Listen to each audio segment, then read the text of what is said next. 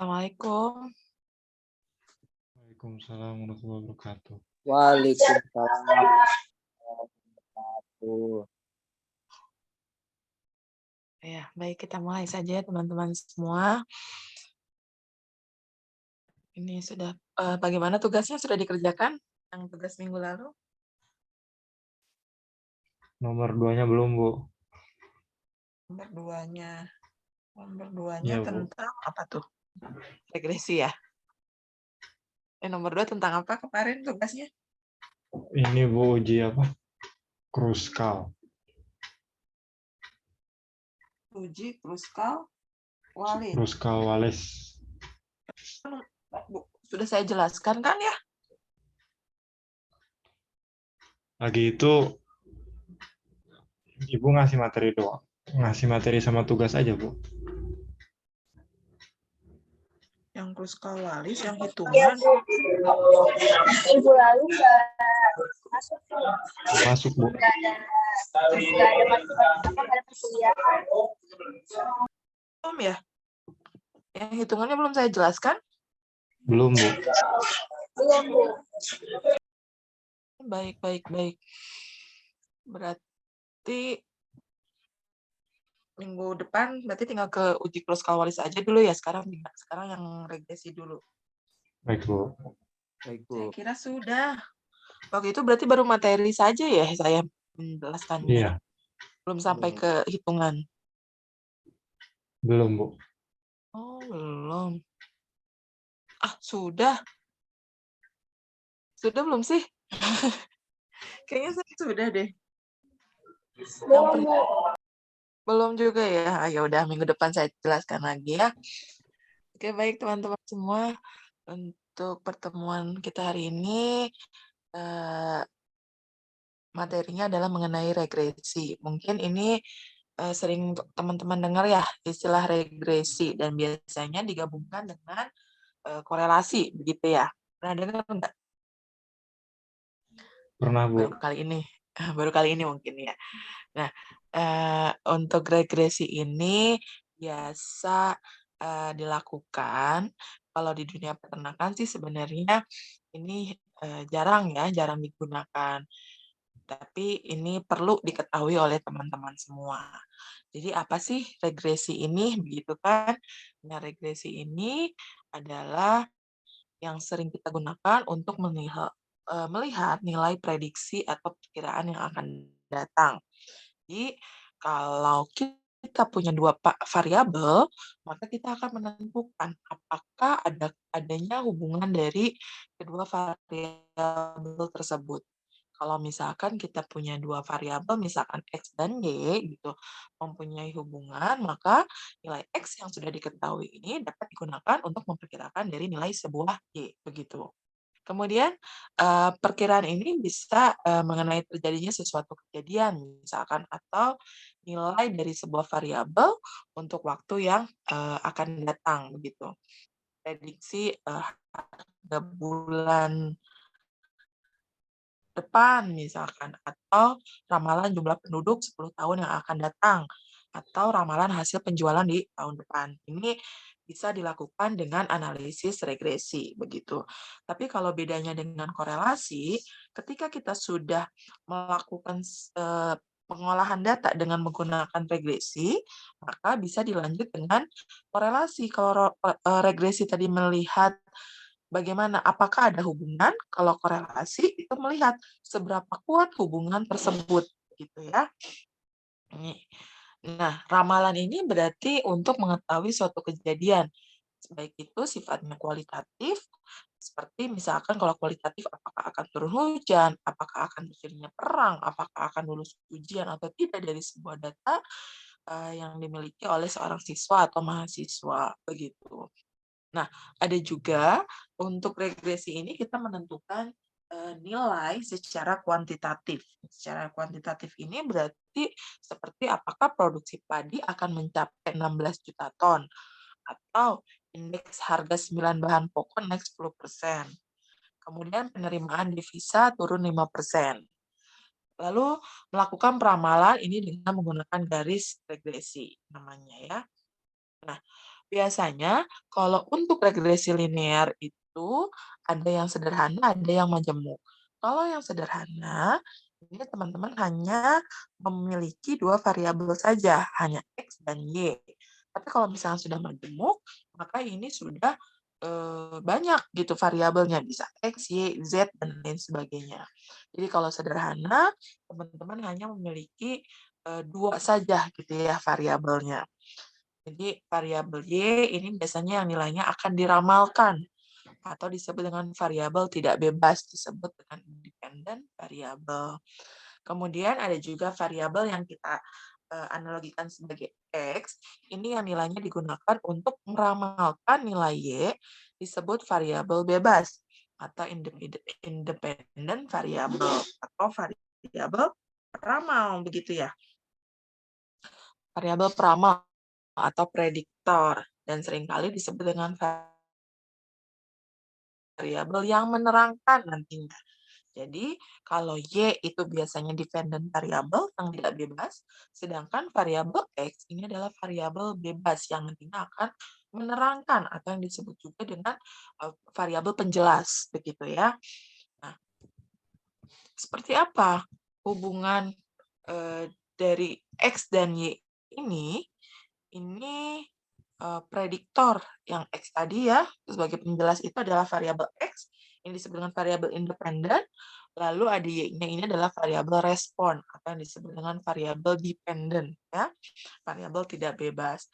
Nah, dengan analisis regresi ini, teman bisa mengukur apakah adanya korelasi atau hubungannya.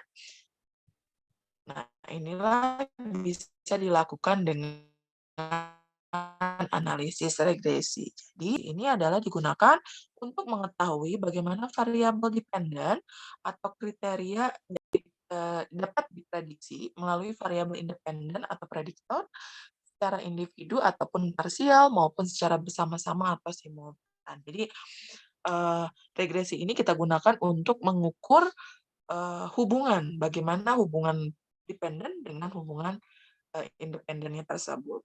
Nah, hubungan tersebut bisa bersifat negatif dan bisa bersifat positif. Contohnya apa? Ilustrasinya, hubungan yang bersifat positif ini seperti X-nya adalah pupuk, variabel independennya ya. Kemudian yang kita ukur adalah Y, adalah produksi dari sebuah tanaman, misalkan. Nah, dari kedua variabel tersebut akan kita ukur apakah ada hubungannya atau tidak, begitu kan? Nah, nanti hubungannya ini biasanya bersifat positif. Artinya dengan pupuk yang kita gunakan atau kita tambahkan, maka produksinya akan naik, begitu kan? Atau berat badan, misalkan berat badan ini akan berhubungan dengan tekanan darah, ya. Ini contoh ilustrasi hubungan positif. Lalu bagaimana dengan yang negatif? Kalau yang negatif seperti jumlah aseptor dengan jumlah kelahiran misalkan, atau harga suatu barang dengan permintaan barang. Ini kan kalau misalkan harga suatu barang naik, biasanya permintaan barang akan menurun. Itu adalah contoh ilustrasi hubungan negatif. Atau kalau dari bidang peternakan, teman-teman bisa menggunakan regresi ini dengan mengukur misalkan apakah lingkar badan dari ternak, apakah itu ada hubungannya dengan bobot badan, misalkan gitu. Itu bisa diukur dengan menggunakan regresi. Atau misalkan dengan apalagi tinggi dari umba, misalkan apakah ada hubungannya dengan berat badan dan lain sebagainya, itu bisa diukur dengan menggunakan regresi. Nah, biasanya nanti regresi ini akan dijelaskan dengan yang namanya adalah diagram. Diagramnya disebut adalah diagram scatter plot atau yang disebut dengan diagram pencar ya. Nah, di sini kalau diagram pencar biasanya akan dilihat tadi kan sebuah hubungan ya. Bagaimana hubungan antara X dan Y. Nah, di sini ada ada kanan dan kiri. Kalau yang kanan di sini adalah menunjukkan bahwa hubungan dari variabel X dan Y tersebut ini bersifat lemah, begitu ya. Karena apa? Karena di sini masih nilai dari X dan Y ini masih terpencar begitu ya. Tetapi ketika di sebelah kiri, di sini terlihat oleh teman-teman semua bahwa termasuk strong relationship ya, yang artinya hubungan dari X dan Y tersebut terlihat kuat, begitu terlihat kuat, ya karena di sini terlihat bahwa datanya hampir ada di sini semua begitu antara X dan Y-nya. Ada yang naik, ada yang negatif. Nah, kalau seperti ini datanya, ini adalah tidak ada hubungan. Ya. Tidak ada hubungannya antara X dengan Y, karena datanya ini adalah seperti ini. Jadi tidak bisa kita deteksi bagaimana antara hubungan dari kedua variabel tersebut. Ini regresi linear jika hubungan antara variabel bebas terhadap variabel tak bebas berbentuk linear, maka dia bisa menjadi regresi linear sederhana. Hanya yang diukur adalah A ditambah BX. Begitu. Tetapi kalau sudah banyak yang diukurnya, berarti itu sudah termasuk regresi linear berganda. Berarti Y yang independen tadi variabelnya, ini sama dengan A ditambah B1X1 ditambah B2X2 ditambah B3X3. Nah, ada juga regresi tak linear jika hubungan antara variabel bebas terhadap variabel tak berbentuk linear. Ini contohnya adalah seperti ini, tapi teman-teman cukup hanya memahami untuk yang regresi linear saja, begitu ya. Nah, ini apa namanya, yang linear berarti seperti ini ya. Ini adalah contoh diagram scatter plot atau diagram pencarnya.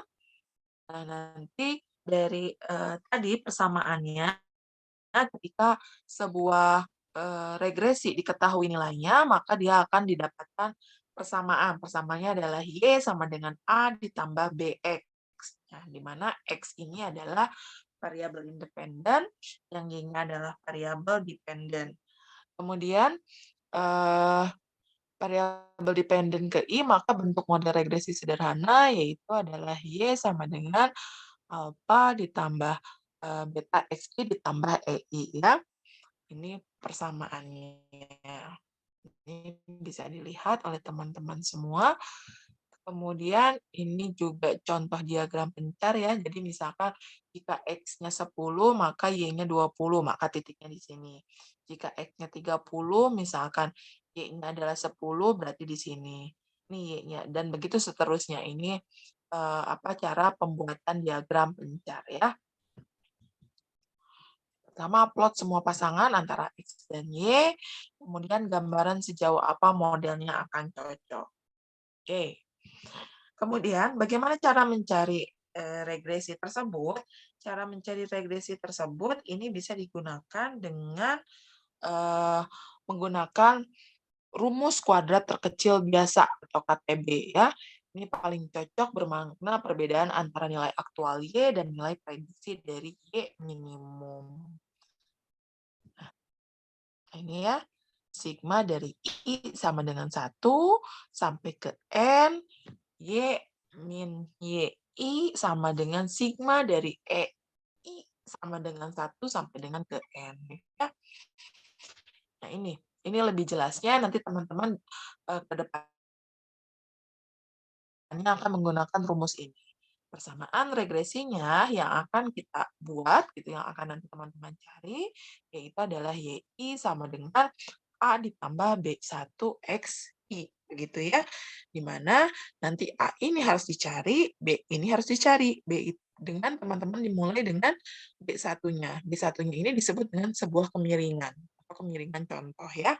Nah, berarti B1 ini rumusnya adalah I sigma dari jumlah gitu ya, jumlah dari perkalian antara X dan Y dari I sama dengan 1 sampai dengan ke N.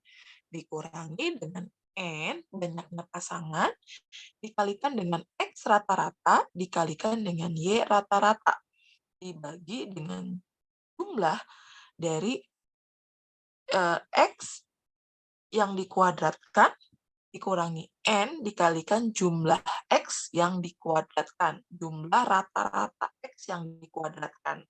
Ini adalah rumus dari B1. Kemudian, kalau rumus A-nya yang disebut dengan intercept, ini adalah nilai dari Y rata-rata dikurangi dengan B1 dikalikan dengan X rata-rata. Nah, jadi rumus ini adalah saling berkaitan. Jadi kalau teman-teman B1-nya ada salah, maka udah dipastikan bahwa ke bawahnya juga akan salah karena ini saling berkaitan antara B1 dengan A, sehingga yang nantinya akan membentuk sebuah persamaan regresi contoh seperti ini ya. Tadi ini adalah variabel dependen ya, ditambah yang X ini adalah variabel penjelasnya begitu ya. Nah, ini pasti masih bingung kalau masih dalam rumus. Jadi nanti ketika teman-teman sudah mendapatkan tabulasi data, maka di sini harus membuat kolom seperti ini. Yang pertama adalah kolom X, yang kedua adalah data kolom Y, kemudian kolom yang ketiga adalah mencari kolom yang judulnya adalah X rata X dikuadratkan, kemudian Y dikuadratkan, kemudian perkalian X dan Y, gitu ya. Nah, di sini X ini berarti berapa datanya? Ini kan data yang didapatkan dari hasil penelitian. Kemudian jangan lupa di akhir kolomnya, begitu di akhir barisnya, teman-teman mencari jumlah dari X itu berapa. Jadi bagaimana cara mencari jumlahnya? Cara mencari jumlah adalah X1 ditambah X2 ditambah X3 sampai dengan ke X dengan N gitu ya. Kemudian jangan lupa untuk X dan Y, ini teman-teman harus mencari nilai rata-ratanya. Bagaimana rumus mencari rata-rata? Ada yang tahu bagaimana mencari rumus rata-rata? Rumus rata-rata itu kan adalah jumlah dibagi data, dibagi Iya, banyaknya data ya. banyaknya data ya. Dibagi banyaknya data. Jadi kalau misalnya mencari rata-rata dari X, berarti mana? Berarti jumlah dari XI sampai N dibagi dengan banyaknya data. Ya, Begitupun banyaknya dengan data. jumlah dari Y. Ya.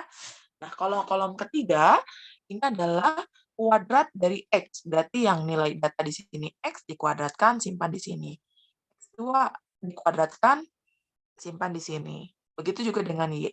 Y dikuadratkan, hasilnya di sini. Kemudian Y2 dikuadratkan di sini. Nah, untuk kolom yang kelima ini merupakan adalah perkalian antara X dan Y dari masing-masing baris. Jadi ada X1, Y1, artinya berarti X di kolom 1 dikalikan dengan Y di kolom 2, begitu kan, yang sama-sama di baris dari yang sama, begitu. Begitu sampai seterusnya, X2 dikalikan Y2 sampai dengan XN dikalikan dengan YN. Sehingga nanti dari baris akhir teman-teman akan menemukan berapa jumlah X, berapa jumlah Y, berapa jumlah X kuadrat, berapa jumlah Y kuadrat, berapa jumlah dari X dan Y, perkalian dari X dan Y, begitu ya. Seperti itu. Nah, setelah ditabulasikan, maka teman-teman tinggal masukkan ke dalam rumus parameter, begitu. Ini saya berikan sebuah contoh, saya yakin kalau masih rumus dan teori, teman-teman masih bingung begitu. Tapi nanti ketika saya berikan contoh soal, ini teman-teman sudah bisa menggambarkan. Ini saya punya dua variabel, ada variabel penjelas, ada variabel peramal begitu ya. Ada variabel independen dan dependen. Ada iklan dan ada penjualan. Ya. Di sini ada datanya yang didapatkan. Iklannya adalah 1, 2, 3, 4, 5, maka penjualannya adalah 1, 1, 2, 2, 4. Begitu. Nah, di sini teman-teman diminta bagaimana mencari hubungan. Apakah ada hubungan ya ketika jumlah iklan naik, maka bagaimana dengan penjualannya, gitu ya. Sehingga nanti diramalkan, ketika nanti ada sebuah iklan yang naik berapa banyak, maka penjualannya akan ada berapa peningkatan atau penurunannya, misalkan seperti itu. Nah, dalam soal seperti ini, berarti bagaimana hubungannya antara biaya iklan dengan biaya dengan volume penjualan. Di sini bisa terlihat oleh teman-teman semua. Berarti langsung kita yang pertama adalah mencari atau membuat diagram pencarnya. Dilihat diagram pencar seperti ini. Setelah selesai, maka kita langsung tabulasi data ke seperti tadi yang dicontohkan. Ada 5 kolom. Yang pertama adalah kolom data ya, kolom data dari X. Di sini X-nya adalah iklan. Kemudian yang kolom yang kedua adalah Y. Y ini adalah penjualan. Kemudian kolom ketiga adalah X kuadrat. X kuadrat dari mana? Berarti dari sini. Ini kan dari X ini datanya 1. 1 dikuadratkan 1. 2 dikuadratkan 4. 3 dikuadratkan 9. 4 dikuadratkan 16. 5 dikuadratkan 25. Kemudian kolom keempat, mencari nilai Y kuadrat. Y kuadrat ini berarti adalah 1 dikuadratkan 1, 1 dikuadratkan 1, gitu kan, 2 jadi 4, 2 kuadrat 4, 4 kuadrat 16. Kemudian kolom kelima, ini adalah perkalian antara X dan Y. Berarti 1, kolom 1 dikalikan kolom kedua. 1 kali 1, 1. 2 kali 1, 2. 3 kali 2, 6. 4 kali 2, 8. 5 kali 4 adalah 20. Setelah mendapatkan ini semua, maka teman-teman bertugas untuk mencari sigma atau mencari jumlah dari setiap kolom. Ini datanya adalah ada 5. Maka dijumlahkan, berarti yang kolom X, kolom pertama, berarti tinggal ditambahkan saja. 1 tambah 2 tambah 3 tambah 4 tambah 5. Hasilnya adalah 15. Kemudian kolom yang kedua. Kolom yang kedua ini adalah 1 tambah 1 tambah 2 tambah 2 tambah 4. Hasilnya adalah berapa? 10 ya. Begitu kolom ketiga juga sama. Berapa jumlahnya? Ya berarti 1 ditambah 4, ditambah 9, tambah 16, tambah 25. Kemudian kolom yang keempat. Kolom yang keempat juga sama. 1 tambah 1 tambah 4 tambah 4 tambah 16. Kolom yang kelima, 1 ditambah 2 tambah 6 tambah 8 tambah 20. Hasilnya adalah 37. Kemudian dilanjutkan dengan mencari nilai rataan dari nilai X dan nilai Y. Berarti teman-teman hanya mencari rataan rata-rata dari kolom 1 dan kolom 2. Berapa rataan X? Saya tanya jika ada data seperti ini. Jumlahnya adalah 15. Banyaknya data ada 5, sehingga rata-rata dari X adalah berapa? 3, Bu. Ya, dari mana? 15 dibagi 5. Bagi 5. Sepakat teman-teman semua? Sepakat ya? Ya, Bu. Ya, Bu. Oke, sekarang kolom yang kedua. Berapa rata-rata Y? 2. Berapa rata-ratanya? 2, Bu. Rata-ratanya adalah 2. Dari mana? Jumlahnya. Jumlah penjumlahan dari Y itu adalah 10. Banyaknya data berapa? 5. Sehingga 10 bagi 5 adalah 2. 2. Oke ya. Paham sampai sini semuanya? Paham, Bu. Paham, Bu. Setelah itu, tinggal dimasukkan ke dalam sebuah rumus tadi. Rumusnya adalah kita harus mencari dulu nilai B1-nya. B1-nya rumusnya adalah sigma atau jumlah dari I sama dengan 1 sampai dengan N, hasil perkalian dari XI kalikan YI. Dikurangi dengan N dikalikan X bar dikalikan Y bar. X kalau yang ada toppingnya di atas, maka itu adalah menunjukkan rata-rata dari X. Y ada toppingnya di atas, berarti menunjukkan adalah rata-rata dari Y. Begitu ya. Nah, ini berarti mana? XI dikalikan YI. Jumlahnya.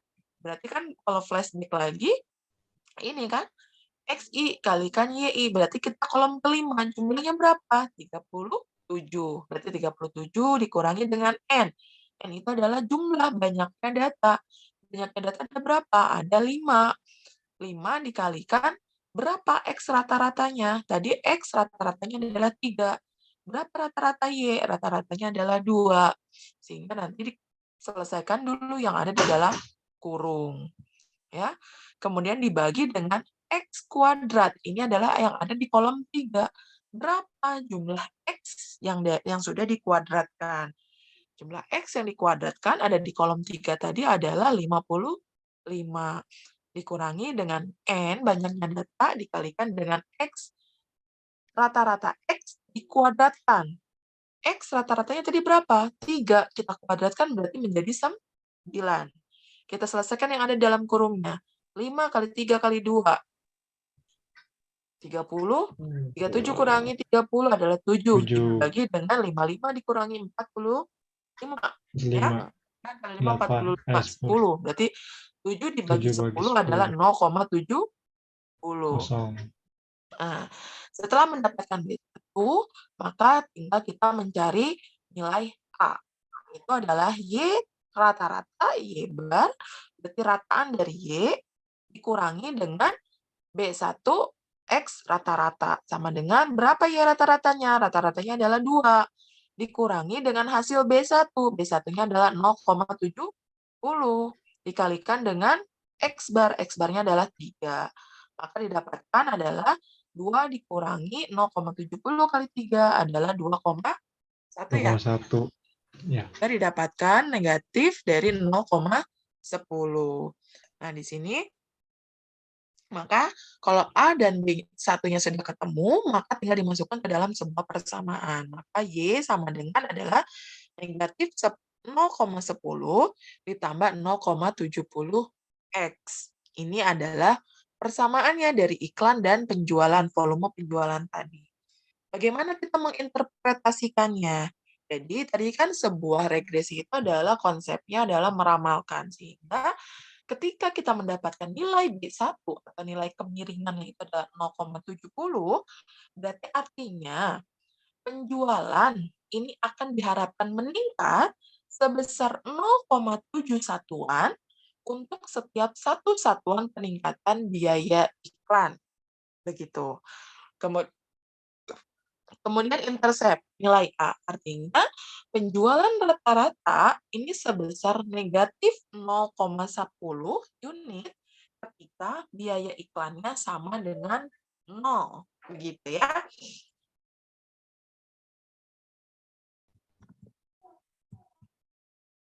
Nah, berarti bagaimana cara menaksirkannya? Berarti ketika misalkan jika B1 sama dengan 2, maka penjualan ini akan diharapkan meningkat sebesar 2 untuk setiap satu unit peningkatan biaya iklan. Jika ini nilai rata-rata Y ketika X sama dengan 0, maka jika A sama dengan 4, maka penjualan rata-rata Y diharapkan sebesar 4. Ketika biaya iklan sama dengan 0. Artinya, ketika teman-teman sudah mendapatkan persamaan regresi ini, jika ditanya berapa nilai Y ketika X-nya itu adalah meningkat sebesar 10, misalkan begitu. Bisa dicari nggak? Bisa. Tinggal X-nya ini tinggal diganti 10. Berarti nanti negatif 0,10 ditambah 0,70 dikali dengan 10. Maka nanti hasilnya adalah berapa. Itu yang disebut dengan mencari solusi dengan menggunakan dengan menggunakan solusi regresi, begitu ya. Yang artinya mencari hubungan apakah hubungan tersebut ada hubungannya kuat, lemah atau tidak. Kemudian hubungannya positif atau negatif. Sehingga nanti ke depannya ini bisa kita untuk meramalkan sebuah variabel tersebut. Yang artinya tadi apa? Berarti yang artinya penjualan ini akan meningkat gitu kan sebesar 0,70 setiap satu unit X ini akan meningkat begitu. Jika ditambahkan berarti ini akan kenaikannya adalah sebesar 0,70. Bisa dipahami? Bisa ya? Lebih mudah ya? Nah, ini contohnya lagi. Ini X, Y gitu kan. Kemudian ini X dikalikan Y. Ini X kuadrat, Y kuadrat. Ini totalnya dimasukkan ke dalam rumus. Hasilnya adalah seperti ini. Saya rasa sih teman-teman bisa paham ya dengan regresi ini. Karena memang tidak serumit kita menggunakan ANOVA. ANOVA kan panjang ya sebenarnya. Nah, kalau regresi ini dia sangat sederhana tapi bisa menggambarkan bagaimana sebuah hubungan dari kedua variabel tersebut. Bisa difahami teman-teman semua? Insya Allah, Bu. Yang lain bagaimana dari 10 orang di sini bisa difahami? Insya Allah bisa, Bu. Ya. Jadi teman-teman belum bisa ngumpulin tugas ya? Belum, Bu. Mohon maaf. Masih Mohon kesulitan, Bu. maaf, saya kira Nomor 2. apa-apa ya, nanti berarti tugasnya dikumpulkan minggu depan, begitu. Berarti kan ini sudah pertemuan ke-12, bukan sih? Ke-13, sekarang pertemuan ke-berapa? Oh, antara 12-13, Bu. Lupa. 13 ya. Oke. Berarti minggu depan kita masih ke organoleptik mencari cara kruskawalisnya itu seperti apa. Kemudian ke depannya lagi nanti teman-teman saya ajarkan bagaimana untuk menganalisis data dengan menggunakan SPSS gitu ya. Kemudian nanti ada kuis dan dilanjut dengan UAS. Oke, ada pertanyaan teman-teman semua? Ibu mau bertanya, ini untuk absensi gimana ya, Bu? Soalnya Belum, sebelumnya suka nggak ada absensi, tapi yang beberapa 2 minggu lalu tuh absensi ada, Bu. Jadi kita kalau sama Pak rapat. Burhan waktu itu gimana? Pak Burhan biasanya Iya, nge-screenshot bisa ada. absensi, Bu. Iya, Bu. Ada apa? Kalau Pak Burhan biasa nge-screenshot absensi, Bu. Hasil pertemuan hari ini ya. Iya, Bu. Oh, boleh. Boleh. Ini teman-teman bisa buka LMS semua nggak? Bisa, Bu. Kalau bisa, ya berarti lebih enak di LMS ya kayaknya ya, daftar hadirnya ya. Tapi yang tapi nggak ada, Bu. Belum ada, Ibu. Ya, nanti saya isikan lagi ya. Berarti nanti saya share foto ini, kemudian nanti dilanjut juga dengan mengisi daftar hadir di LMS-nya. Oke, Ya, Bu. teman-teman? Baik, Bu. Baik, Bu. Berarti, Bu, yang minggu lalu di absenin ya, Bu. Ya, nanti saya absenkan. Saya ini kan saya isikan karena ya hafal yang datang siapa saja saya hafal insya Allah. Rata-rata kan memang pada hadir semua kan Ya, ya. Bu, insya Allah. Oke, ada pertanyaan lain teman-teman semua? Belum, Bu. Kenapa Rizky?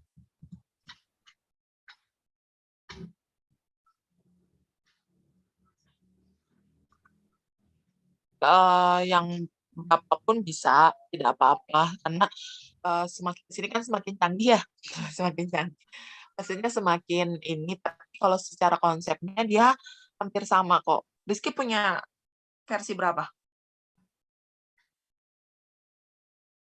Dua-dua boleh.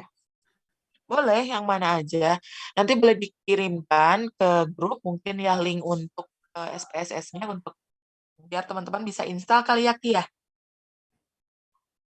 Nanti tolong dikirimkan di grup, jadi nanti teman-teman bisa install. Jadi nanti pada saat kita melakukan aplikasi itu, teman-teman sudah bisa mencobanya. Nanti sambil mencoba begitu saya praktekkan, kemudian teman-teman juga sambil meraktekkan di laptopnya masing-masing.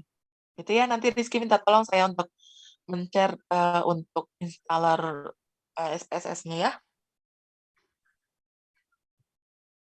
Ya.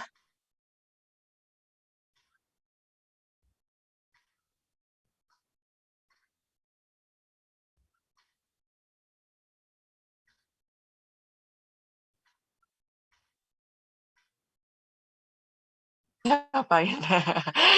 Diapakan ya. Dibuang. Nanti minggu depan ya. Minggu depan kita coba untuk membahas mengenai bagaimana menganalisis sebuah data dengan menggunakan analisis kruskawalisis yang memang itu termasuk parameter non parametrik begitu ya. Yang kalau dengan parametrik waktu itu teman-teman harus menghitung berapa derajat bebas, berapa KTG gitu kan ya dan lain sebagainya. Kalau dengan Purskawalis ini hanya dengan cukup merankingkan saja. Oke, sampai ketemu minggu depan ya teman-teman semua dengan materinya adalah analisis Purskawalis. Ya, cukup ya? Baik, Bu. Baik, Oke, Bu. baik saya akhiri pertemuan kita hari ini. Terima kasih atas segala perhatian. Mohon maaf atas segala kekurangannya. Assalamualaikum warahmatullahi wabarakatuh. Waalaikumsalam Waalaikumsalam warahmatullahi wabarakatuh. wabarakatuh. Terima Terima kasih, kasih, Bu. Bu. Terima kasih, Bu. Terima kasih, Bu.